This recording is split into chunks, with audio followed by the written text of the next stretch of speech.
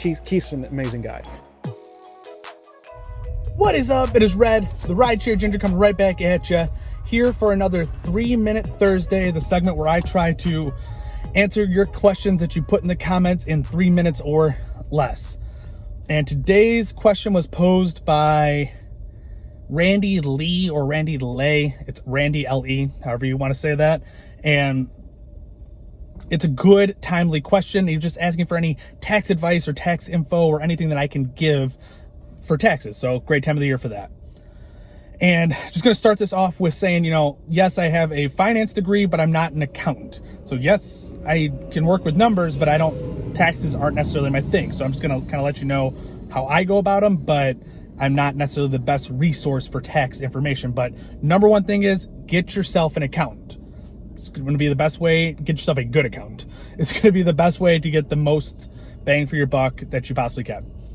If you don't want to get an accountant, or you just don't feel like you want to pay for an accountant, TurboTax is what I use. I think it's fairly straightforward, but I also don't think I'm getting the most amount of deductions I possibly could. I'm probably missing some things by using that instead of going to a real person. So go get an accountant. That's the number one thing I can tell you. Next thing is track your miles religiously. I personally like to do it based with an app. I use Stride as the app service I use, but there's a million different apps out there that you can use to track miles. If you absolutely want to, do it by hand. Apps have glitches, so if you're not trusting the apps, do it by hand. Make sure you have all your miles tracked. At a very minimum, just write down the miles you start the year with and the miles you start the end of the year with. And if you're using your car for 100% business, then nice and easy to go.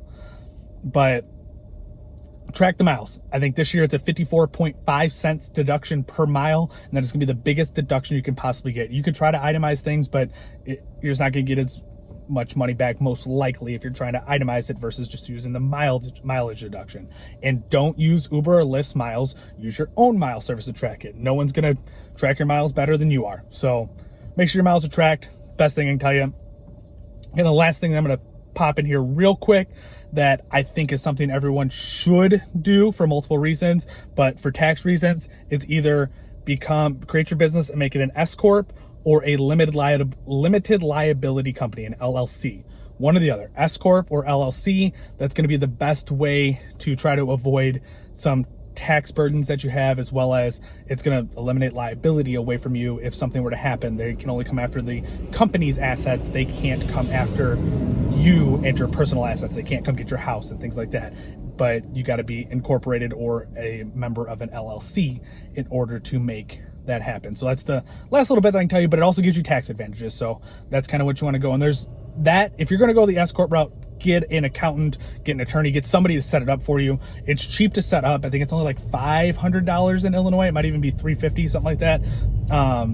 And I'm lazy and I haven't done it yet, but it's something you need to do. So I've been sitting on my ass and haven't done it either. So I'm not going to blame you if you don't have one, but that's absolutely what you want to do. SCorp or LLC. And again, not an accountant, so maybe I'm slightly off with what you should do there. Definitely don't go SCorp, double taxation on a SCorp. So SCorp, LLC, track your miles, get an accountant. That's what I got for you guys. That's 3-Minute Thursday. Knocked that out in just under 3 minutes.